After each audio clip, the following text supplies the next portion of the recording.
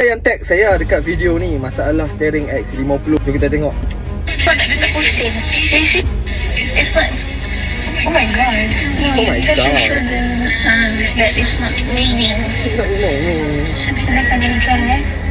Begini.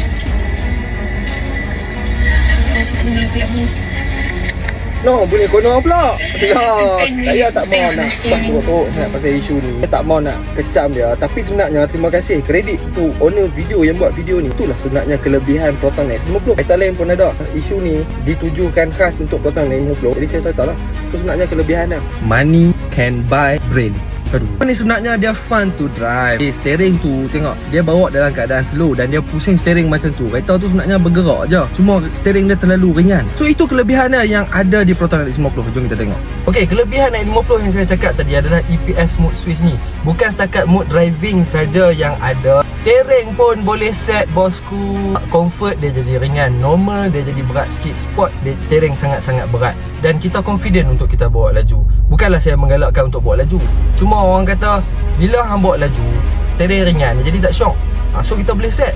Harap take down lah. Saya takut nanti Proton take action. You standby you punya financial je lah. Tapi harap tak edit macam tu lah sebab Proton ni professional. Dia pun ada pendapat dia sendiri. Tu apa yang dia rasa. Cuma kita jadi helang lah. Helang juga gagak. Gagak ni akan kacau helang bila helang terbang rendah. So helang tak lawan balik pun. Helang cuma terbang lebih tinggi. So kita nak jadi helang kan, nak jadi gagak, tepuk dada tanya selera. Assalamualaikum.